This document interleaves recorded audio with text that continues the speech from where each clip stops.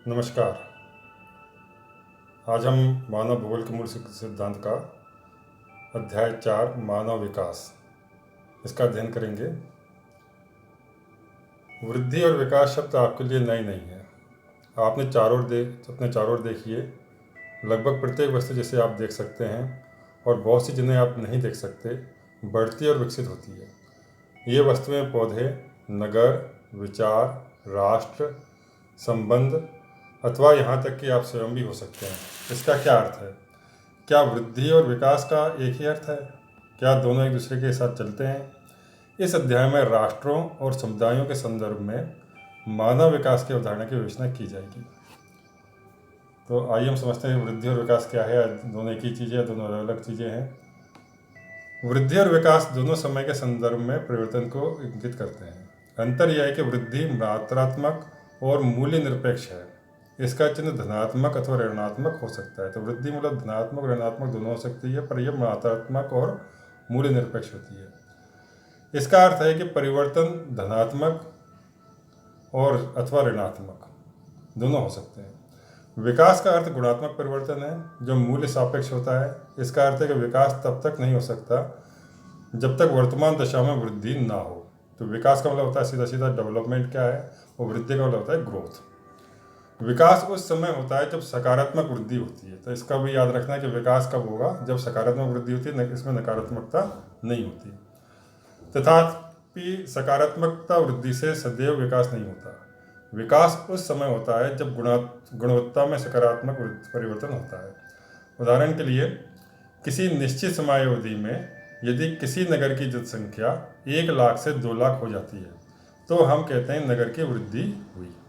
फिर भी यदि आवास जैसी सुविधाएं, मूलभूत सेवाओं की व्यवस्था तथा अन्य विशेषताओं पहले जैसी ही रहती है, तब इस वृद्धि के साथ विकास नहीं जुड़ा हुआ है। तो बिल्कुल स्पष्ट है इसमें चीज़ कि वृद्धि क्या होगी, यहाँ पर मात्रात्मक है। जनसंख्या 1 लाख से 2 लाख हो जाती है, परंतु वहाँ पर किसी भी तरह का विकास नहीं होता। अगर विकास हो जाता है, जैसे सड़क बन जाती है, मकान अच्छे बन जाते हैं, सुविधाएँ वहाँ पर चालू हो जाती हैं, तो उसको कहते हैं विकास हुआ है।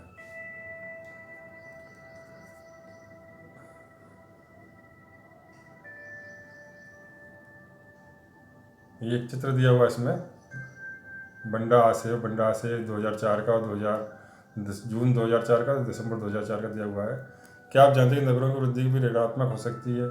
इस सुनामी प्रभावित नगर के फोटोग्राफ को देखिए। यहाँ पर सुनामी में 2004 में जो जून की स्थिति थी और दिसंबर 2004 की, दोनों में बहुत अंतर है।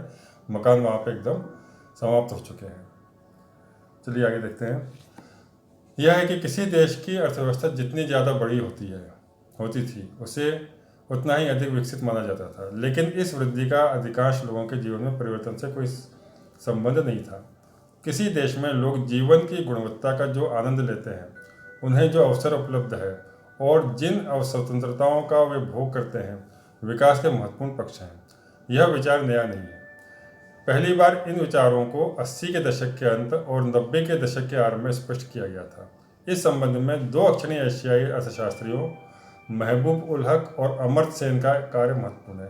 तो ये दोनों बड़े अच्छे मित्र थे, महबूब उल हक और अमर्त्य सेन। महबूब उल हक पाकिस्तान से संबंधित थे, डॉक्टर अमर्त्य सेन अपने भारत से संबंधित हैं। तो मानव विकास की अवधारणा का प्रतिपादन डॉक्टर महबूब उल हक के द्वारा किया गया था। डॉक्टर हक ने मानव विकास का वर्णन एक ऐसे विकास के रूप में किया जो लोगों के विकल्पों में वृद्धि करता है और उनके जीवन में सुधार लाता है। तो इनका सीधा सीधा कहना था कि जब तक कि आपके पास विकल्प उपलब्ध नहीं होते, जैसे मान लो आप कोई एक गाड़ी खरीदना चाहते हैं, तो अगर गाड़ी 4 लाख की, तो अगर आप 10 लाख की, जब तक कि आपके पास विकल्प नहीं होगा, तो जब तक कि आपको विकास नहीं माना जाएगा। तो विकल्पों में वृद्धि को ही इन्होंने विकास माना था। इस अवधारणा में सभी प्रकार के विकास का केंद्र बिंदु मनुष्य है। ये विकल्प स्थिर नहीं है बल्कि परिवर्तनशील है। विकास का मूल उद्देश्य ऐसी दिशाओं को उत्पन्न करना है जिनमें लोग सार्थक जीवन व्यतीत कर सकते हैं। सार्थक जीवन केवल दीर्घ नहीं होता, जीवन का कोई उद्देश्य होना भी आवश्यक है। इसका अर्थ है कि लोग स्वस्थ हों, अपने विवेक और बुद्धि का विकास कर सकते हों, वे समाज में प्रतिभागिता करें और अपने उद्देश्यों को पूरा करने में स्वतंत्र हों। दीर्घ और स्वस्थ जीवन जीना, ज्ञान प्राप्त कर पाना तथा, चलिए पहले इसको देख लेते हैं। क्या आप जानते हैं डॉक्टर महबूब उल हक और प्रोफेसर अमर्त्य सेन घनिष्ठ मित्र थे और डॉक्टर हक के नेतृत्व में दोनों ने आरंभिक मानव विकास प्रतिवेदन निकालने के लिए कार्य किया था। इन दोनों दक्षिण एशियाई अर्थशास्त्रियों ने विकास के वैकल्पिक विचार का प्रतिपादन किया। अंतर्दृष्टि और करुणा से ओतप्रोत पाकिस्तानी अर्थशास्त्री डॉक्टर महबूब उल हक ने 1990 ईस्वी में मानव विकास सूचकांक निर्मित किया। उनके अनुसार विकास का संबंध लोगों के विकल्पों में बढ़ोतरी से है ताकि वे आत्मसम्मान के साथ दीर्घ और स्वस्थ जीवन जी सकें।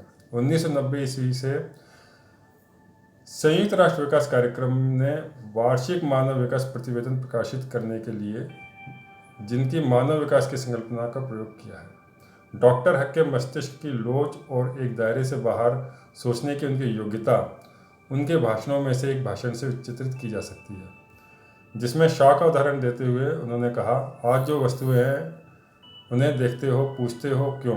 मैं उन वस्तुओं का स्वप्न लेता हूँ जो कभी नहीं थी और पूछता हूँ ये क्यों नहीं।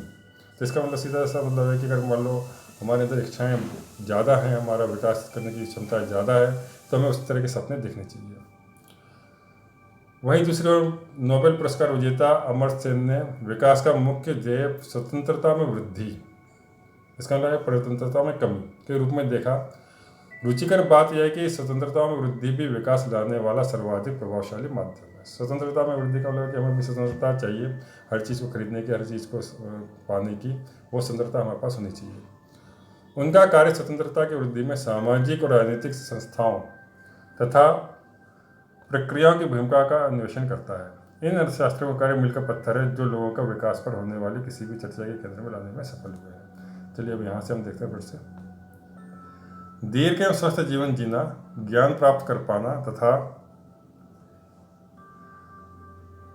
एक शिष्ट जीवन जीने के पर्याप्त साधनों का होना मानव विकास के सर्वाधिक महत्वपूर्ण पक्ष हैं। अतः संसाधनों तक पहुँच, स्वास्थ्य एवं शिक्षा मानव विकास के केंद्र बिंदु है। इन पक्षों में से प्रत्येक के मापन के लिए उपयुक्त सूचकों का विकास किया गया है। क्या आप ऐसे कई सूचकों के बारे में सोच सकते हैं? प्राय लोगों में अपने आधारभूत विकल्पों को तय करने की क्षमता और स्वतंत्रता नहीं होती। यह ज्ञान प्राप्त करने की अक्षमता उनकी भौतिक निर्धनता, सामाजिक भेदभाव, संस्थाओं की अक्षमता और अन्य कारणों की वजह से हो सकता है। तो बहुत से ऐसे लोग होते हैं जो गरीब हैं, जो निर्धन हैं, जो सामाजिक भेदभाव के शिकार हैं, संस्थाओं की अक्षमताएँ हैं, इस कारण से वो अपने विकल्पों में वृद्धि नहीं कर पाते। इससे दीर्घ और स्वस्थ जीवन जीने, शिक्षा प्राप्ति के योग्य होने और एक शिष्ट जीवन जीने के साधनों को प्राप्त करने में बाधा आती है।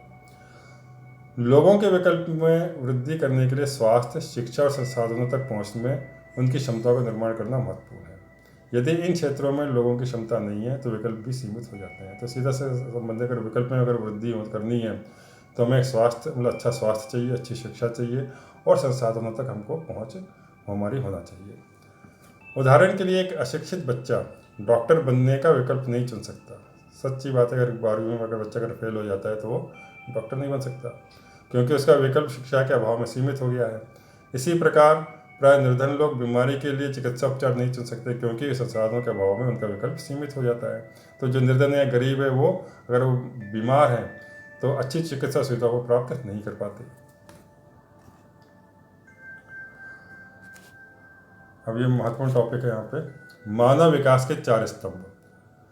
जिस प्रकार किसी इमारत के स्तंभों का सहारा होता है, उसी प्रकार मानव विकास का विचार भी।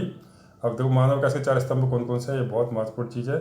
समता, सतत पोषणीयता, उत्पादकता और सशक्तिकरण। चारों को फिर अच्छे से ध्यान से सुन लें। समता नंबर 1 पर, सेकंड पॉइंट पर है सतत पोषणीयता, तीसरा उत्पादकता और सशक्तिकरण। अब इनके मतलब जान लेते हैं, इनका अर्थ क्या क्या है। समता का आशय प्रत्येक व्यक्ति को उपलब्ध अवसरों के लिए समान पहुंच की व्यवस्था करना है। तो समता का मतलब ये हुआ कि चाहे गरीब हो, निर्धन हो, चाहे किसी भी जाति का हो, धर्म का हो, तो सभी के लिए जो अवसरों की पहुंच है वो कैसे होनी चाहिए, समान होना चाहिए। लोगों को उपलब्ध अवसर लिंग, प्रजाति, आय और भारत के संदर्भ में जाति के भेदभाव के विचार के बिना समान होना चाहिए। यद्यपि ऐसा ज़्यादातर तो नहीं होता, फिर भी यह लगभग प्रत्येक समाज में घटित होता है। उदाहरण के तौर पर किसी भी देश में यह जानना रुचिकर होता है कि विद्यालय से विरत अधिकांश छात्र किस वर्ग से हैं। तब ऐसी घटनाओं के पीछे कारणों का पता लगना चाहिए। भारत में स्त्रियां और सामाजिक एवं आर्थिक दृष्टि से पिछड़े हुए वर्गों के व्यक्ति बड़ी संख्या में विद्यालय से विरत होते हैं। तो हमारे देश में अधिकतर सामाजिक और आर्थिक दृष्टि से जो स्त्रियां हैं या बच्चे हैं, गांव के या पिछड़े इलाके के लोग हैं, वो पढ़ नहीं पाते। इससे पता चलता है कि शिक्षा तक पहुंचना होना किस प्रकार इन वर्गों के विकल्पों को सीमित करता है। निर्वहन का अर्थ है अवसरों की उपलब्धता में निरंतरता। सतत पोषणीयता मानव विकास के लिए आवश्यक है कि प्रत्येक पीढ़ी को समान अवसर मिले। तो सतत पोषणीयता का यहाँ पर जो अर्थ निकलता है वो यह है कि अगर हम किसी भी रिसोर्सेज का इस्तेमाल कर रहे हैं तो हम अपने लिए तो करें, साथ में भविष्य के लिए भी बचा कर रखें। जो आने वाली पीढ़ी है उसको भी वो सामान मिलना चाहिए। तो समस्त पर्यावरणीय, वित्तीय एवं मानव संसाधनों का उपयोग भविष्य को ध्यान में रखकर करना चाहिए। इन संसाधनों में से किसी भी एक का दुरुपयोग भावी पीढ़ियों के लिए अवसरों को कम करेगा। बालिकाओं का विद्यालय भेजा जाना एक अच्छा उदाहरण है। यदि एक समुदाय अपनी बालिकाओं को विद्यालय में भेजने के महत्व पर जोर नहीं देता तो युवा होने पर इन स्त्रियों के लिए अनेक अवसर समाप्त हो जाते हैं।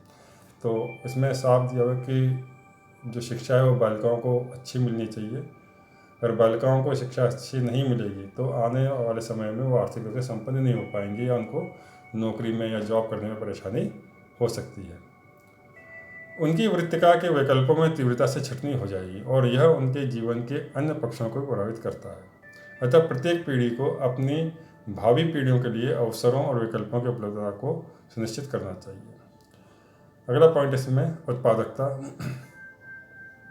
यहाँ उत्पादकता का अर्थ मानव श्रम उत्पादकता अथवा मानव कार्य के संदर्भ में उत्पादकता है। लोगों में क्षमताओं का निर्माण करके ऐसी उत्पादकता में निरंतर वृद्धि की जानी चाहिए।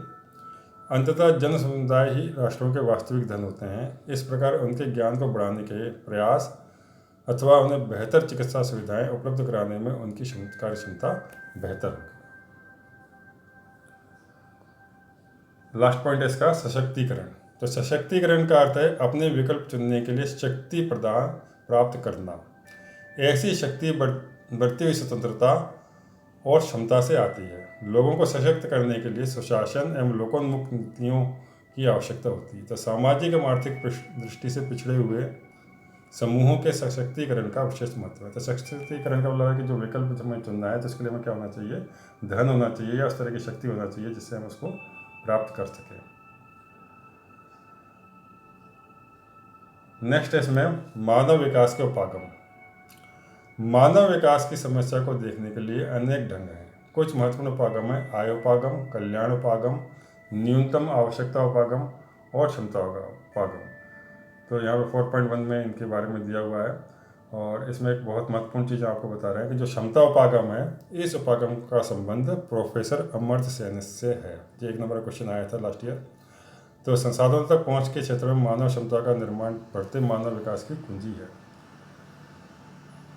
अब आता है मानव विकास का मापन। जब ये मानव विकास का मापन कैसे किया जाए, कौन कौन से इसके सूचक होते हैं, इसके बारे में हमको जानकारी होना चाहिए। तो पहले इसमें दिया है कि मानव विकास सूचकांक HDI ह्यूमन डेवलपमेंट इंडेक्स स्वास्थ्य, शिक्षा और संसाधनों तक पहुंच। तो ये 3 मापदंड दिए हैं इसमें, जिसे प्रमुख क्षेत्रों में निष्पादन के आधार पर देशों का क्रम तैयार करता है। तो सभी देशों की वहाँ के स्वास्थ्य देखा जाता है कि उस देश का स्वास्थ्य लोगों का कैसा है, वहाँ पर शिक्षा कैसी है, किस तरह का एजुकेशन वहाँ पर दी जा रही है और लोगों के संसाधनों तक पहुँच कैसी है। ये 3 सूचक ऐसे हैं जिससे मानव विकास सूचकांक को मापा जाता है। यह क्रम 0 से 1 के बीच के स्कोर पर आधारित होता है जो एक देश मानव विकास के महत्वपूर्ण सूचकों में अपने रिकॉर्ड से प्राप्त करता है। स्वास्थ्य का मूल्यांकन करने के लिए चुना गया सूचक जन्म के समय जीवन प्रत्याशा है। उच्चतर जीवन प्रत्याशा का अर्थ है कि लोगों के पास अधिक दीर्घ और अधिक स्वस्थ जीवन जीने की ज़्यादा अवसर है। तो उच्चतर जीवन प्रत्याशा वहीं पर होगी जहाँ पर अच्छी स्वास्थ्य सुविधाएं होती हैं लोगों के पास में। प्रौढ़ साक्षरता दर और सकल नामांकन अनुपात ज्ञान तक पहुँच को प्रदर्शित करते हैं। पढ़ और लिख सकने वाले वयस्कों की संख्या और विद्यालयों में नामांकित बच्चों की संख्या दर्शाती है कि किसी देश विशेष में ज्ञान तक पहुँच कितनी आसान अथवा कठिन है। संसाधनों तक पहुँच को क्रय शक्ति के संदर्भ में मापा जाता है, अमेरिकी डॉलरों में मापा जाता है। इनमें से प्रत्येक आयाम को 1/3 भारत दी जाती है। मानव विकास सूचकांक इन सभी आयामों को दिए गए भारों का कुल योग होता है। स्कोर 1 के जितना निकट होता है, मानव विकास का स्तर उतना ही अधिक होगा। मतलब 0 से 1 तक ह्यूमन डेवलपमेंट इंडेक्स नापा जाता है। अगर 1 के पास जितना पास में होगा वो उतना ही हाईली ह्यूमन डेवलपमेंट इंडेक्स वहाँ पे ज़्यादा होगा। तो स्कोर 1 के जितना निकट होता है, मानव विकास का स्तर उतना ही अधिक होता है। इस प्रकार 0.983 का स्कोर अति उच्च स्तर का, जबकि 0.268 मानव विकास का अत्यंत निम्न स्तर का माना जाता है। मानव विकास सूचकांक मानव विकास में प्राप्तियों का मापन करता है। यह प्रदर्शित करता है कि मानव विकास के प्रमुख क्षेत्रों में क्या उपलब्धि हुई है। फिर भी यह सर्वाधिक विश्वसनीय माप नहीं है। इसका कारण है कि यह सूचकांक वितरण के संबंध में मौन है। मानव गरीबी सूचकांक मानव विकास सूचकांक से संबंधित है। यह सूचकांक मानव विकास में कमी मापता है। यह एक बिना आय वाला माप है। तो किसी प्रदेश के मानव विकास में कमी दर्शाने के लिए 40 वर्ष की आयु तक जीवित न रह पाने की संभावना, प्रौढ़ निरक्षरता दर, स्वच्छ जल तक पहुंच न रखने वाले लोगों की संख्या और अल्प भार वाले छोटे बच्चों की संख्या सभी इसमें गिने जाते हैं। प्रायः मानव गरीबी सूचकांक मानव विकास सूचकांक की अपेक्षा अधिक कमी उद्घाटित करता है। मानव विकास के इन दोनों मापों का संयुक्त अवलोकन किसी देश में मानव विकास की स्थिति का यथार्थ चित्र प्रस्तुत करता है। मानव विकास को मापने की विधियां निरंतर परिष्कृत हो रही हैं। मानव विकास के विभिन्न तत्वों को ग्रहण करने की न्यूनतम विधि का अनुसंधान हो रहा है। चलिए अब यहाँ पे देखते हैं अंतर्राष्ट्रीय तुलनाएं। यहाँ पे ये बॉक्स बना हुआ है, इसमें दिया है कि मानव विकास संवर्ग मानदंड और देश। यहाँ पे जो उच्च मानव विकास का स्तर है, मानव विकास सूचकांक का यहाँ पर स्कोर कितना होगा, 0.8 से ऊपर होगा। ऐसे देशों की कुल संख्या कितनी है, 57 है। तो क्वेश्चन में एक नंबर क्वेश्चन आता है कि उन कितने देशों की संख्या है जो 0.8 से ऊपर है या उच्च मानव विकास स्तर पर है, तो कितने हैं, 57। मध्यम में है 0.5 से 0.799 के बीच। ये इन देशों की संख्या कितनी है, 88 है। और जो निम्न मानव विकास सूचकांक के स्कोर हैं, जिनका 0.5 से नीचे स्कोर है, वो कितने देश हैं, 32 है। तो सबसे पहले हम यहाँ पे देखते हैं उच्च सूचकांक मूल्य वाले देश। उच्च मानव विकास सूचकांक वाले देश वे हैं जिनका स्कोर 0.8 से ऊपर है। मानव विकास प्रतिवेदन 2005 के अनुसार इस वर्ग में 57 देश सम्मिलित हैं। तालिका 4.3 इस वर्ग के देशों को दर्शाती है। अब ये 10 देशों की सूची दी हुई है। तो जो नंबर 1 पर है नॉर्वे है, दूसरे पर आइसलैंड है। नॉर्वे को याद रखना है आपको, क्योंकि ये नंबर 1 पर पोजीशन पर है और ये पेपर में आ सकता है। दूसरा आइसलैंड है, तीसरा ऑस्ट्रेलिया, लग्जमबर्ग, कनाडा, छठे पे स्वीडन, सातवें पे स्विट्जरलैंड, 8वें पे आयरलैंड, 9वें पे बेल्जियम, 10वें पे संयुक्त राष्ट्र।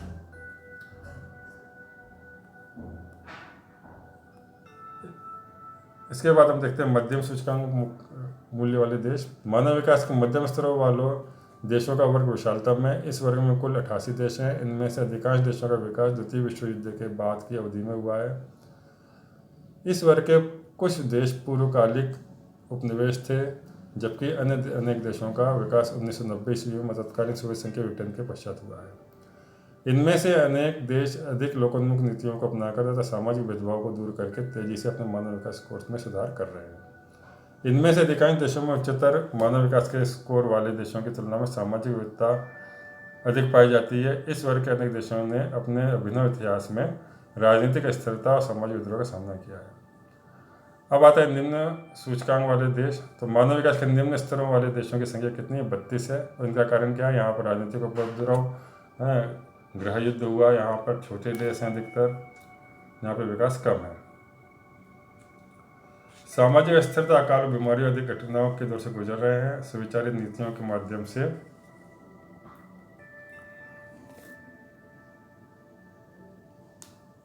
इस वर्ग के देशों की मानव विकास की आवश्यकताओं के संसाधनों की तत्काल आवश्यकता है। मानव विकास की अंतर्राष्ट्रीय तुलनाएं कुछ अत्यंत रुचिकर परिणाम दर्शाती है। प्रायः लोग मानव विकास के निम्न स्तरों के लिए लोगों की संस्कृति को दोष देते हैं। उदाहरण के लिए क देश में मानव विकास इसलिए कम हुआ क्योंकि ख धर्म का अनुसरण करते हैं या ग समुदाय के हैं। ऐसे वक्तव्य भ्रांतिपूर्ण है। 1% मानव विकास के निम्न अथवा उच्च स्तर क्यों दर्शाए जाते हैं, यह समझने के लिए सामाजिक सेक्टर पर सरकारी व्यय के प्रतिरूप को देखना या जानना महत्वपूर्ण है। देश का राजनीतिक परिवेश तथा अन्य लोगों को उपलब्ध स्वतंत्रता भी महत्वपूर्ण है। मानव विकास के उच्च स्तरों वाले देश सामाजिक सेक्टरों में अधिक निवेश करते हैं और राजनीतिक उपद्रव और अस्थिरता से प्रायः स्वतंत्र होते हैं। इन देशों में संसाधनों का वितरण भी अपेक्षाकृत समान है। दूसरी ओर मानव विकास के निम्न स्तरों वाले देश सामाजिक सेक्टरों के बजाय प्रतिरक्षा पर अधिक व्यय करते हैं। तो जो निम्न स्तर वहीं पर है, वहाँ पर अधिकतर क्या होता है, सामाजिक सेक्टरों पर अपना कम खर्च करते हैं और अपनी प्रतिरक्षा मतलब अपनी सुरक्षा के लिए अधिक वहाँ पर खर्च करना पड़ता है, जिस कारण से वहाँ पर सामाजिक सुधार नहीं हो पाता। यहाँ पे थोड़ी सी महत्वपूर्ण आपको बात बता रहे हैं कि भूटान विश्व भर में एकमात्र ऐसा देश है जिसने सकल राष्ट्रीय प्रसन्नता मतलब ग्रॉस नेशनल हैप्पीनेस को अपना आधार बनाया है। वहाँ पे HDI नहीं होती, वहाँ पे GNH होता है, को अधिकारित रूप में देश की उन्नति के माप के रूप में घोषित किया है। तो ये चैप्टर आपको संभव है कि समझ में आ गया होगा। और